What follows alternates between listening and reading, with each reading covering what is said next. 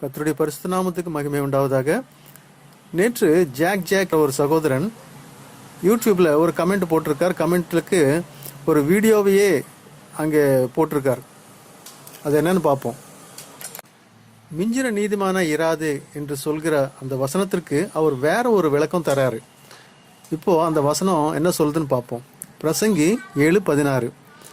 மிஞ்சின நீதிமான இராதே, உன்னை அதிக ஞானியமாக்காதே, உன்னை நீ ஏன் கெடுத்துக்கொள்ள வேண்டும்? அப்படின்னா கொஞ்சம் நீதியும் இன்னும் கொஞ்சம் அநீதியும் கூட உனக்கு தேவைப்படுற இடத்துல செய்துக்கலாம் அப்படின்னு சொல்லி நான் சொன்ன மாதிரி ஒரு விளக்கத்தை சொல்றாரு. நீதிமானா இருந்துகிட்டே உனக்கு தேவையான இடத்துல துஷ்டத்தனத்தையும் கூட சேர்த்துக்கலாம் அப்படின்னு சொல்லி நான் சொன்ன மாதிரி இவரு இல்லாத வார்த்தைகளை ஜோடிச்சு சொல்றாரு.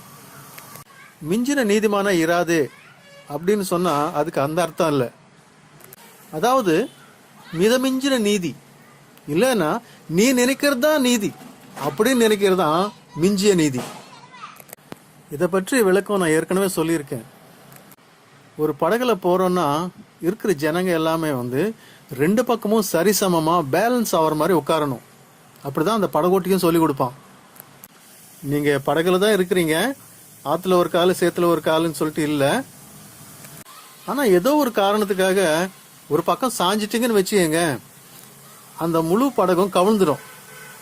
இதுதான் பல வருஷத்துக்கு முன்னால முட்டுக்காடு ஏரியில் நடந்தது. சிபிஎம் சர்ச்சிலேருந்து கேர்ள்ஸ் மட்டும் யூத் கேம்புக்கு போனாங்க, ரெட்ரீட்டுக்கு போனாங்க. அங்கிருந்து படகு சவாரி போறதுக்காக போனாங்க முட்டுக்காட்டுக்கு.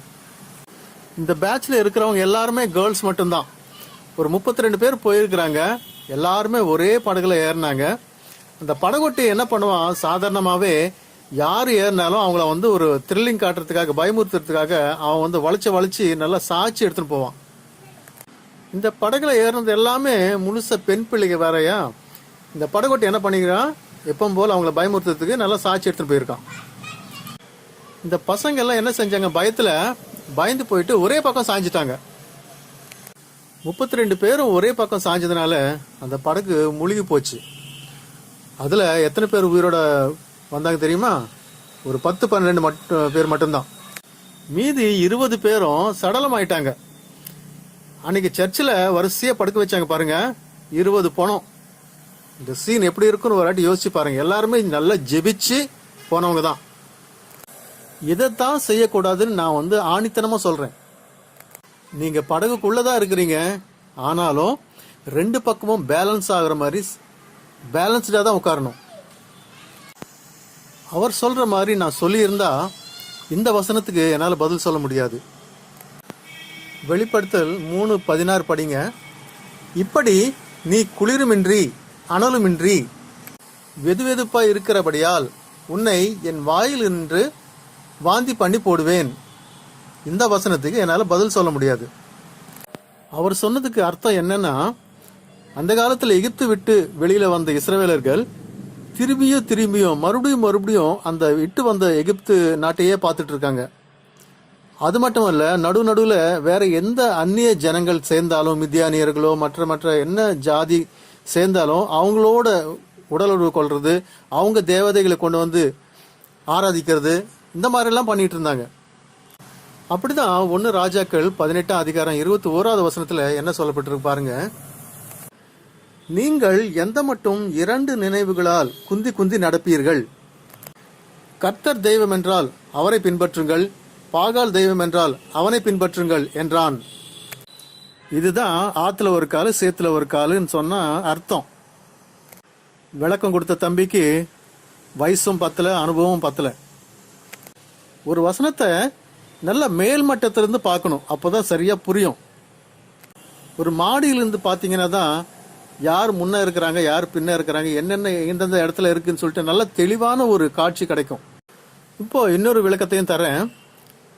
எபிரேயருக்கு எழுதின நிருபம் 4ஆம் அதிகாரம் 12ஆம் வசனம் பாருங்க.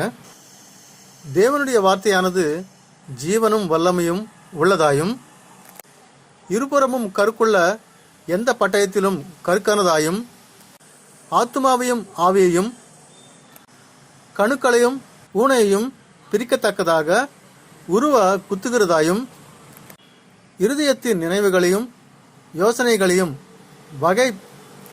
வகையறுக்கிறதாகவும் இருக்கிறது. அதாவது ஷார்ட்டா சொல்லப்போனா, வேத வசனம் என்பது இருபுறமும் கருக்குள்ள பட்டயம். அதுக்கு இந்த பக்கமும் வெட்டும், அந்த பக்கமும் வெட்டும். அதனால வசனத்தை பேலன்ஸ் பண்ணி தான் பிரசங்கம் பண்ணணும், வசனத்தை பேலன்ஸ் பண்ணி தான் நம்ம கை கொள்ளணும். நீங்கள் ஒரு பக்கமே பார்த்துக்கிட்டு ரெண்டாவது பக்கத்தை கவனிக்காமல் விட்டீங்கன்னா அந்த ரெண்டாவது பக்கம் தான் உங்களை வெட்டும். வாள் வீசுகிற ஒரு வீரனை பார்த்தீங்கன்னா இந்த ரெண்டுத்தையும் கருத்தில் கொண்டு தான் அவன் வாள் வீச கற்றுக்க ஆரம்பிப்பான். இதை மட்டும் கவனத்தில் வைக்கலன்னா சத்ருவை எதிர்கொள்ள வேண்டிய அதே பட்டயம் முதல்ல உன்னை வெட்டும். சத்ருவோட போராடி உன்னை காப்பாற்ற வேண்டிய அதே பட்டயம் முதல்ல உன்னை வெட்டும், உன்னை காயப்படுத்தும். ஒரு ஆயுதத்தை பழகிற எந்த மனுஷனும் முதல்ல செய்கிற என்ன காரியம் தெரியுமா? முதல்ல அந்த ஆயுதம் தன்னை காயப்படுத்தாமல் பார்த்துக்குவான்.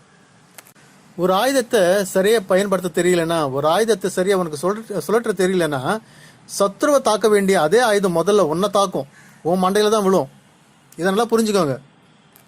கத்துக்குட்டிகளாக இருக்கிறவங்க இன்னும் இந்த ஸ்டேஜில் தான் இருப்பாங்க.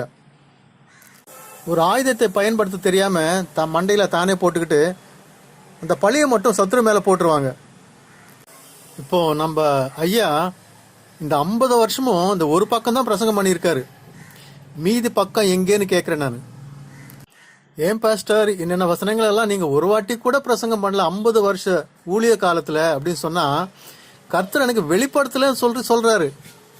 அப்போ பைபிளில் கொட்டை எழுத்துல எழுதி வச்சவர் யார்?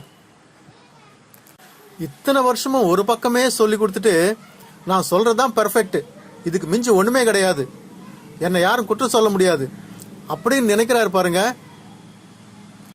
இதுதான் மிஞ்சின நீதி. எனக்கு மிஞ்சினது ஒண்ணுமே கிடையாது, என் முன்னால யாரும் நிக்க முடியாது, வாய் திறக்க முடியாது அப்படின்னு நினைக்கிறாரு பாத்தீங்களா? அதுதான் சுயநீதி, மிஞ்சின நீதி. இந்த சொன்ன சகோதரன் இவ்வளவும் தப்பான விளக்கத்தை கொடுத்துட்டு கடைசியில் இப்படி முடிக்கிறார்.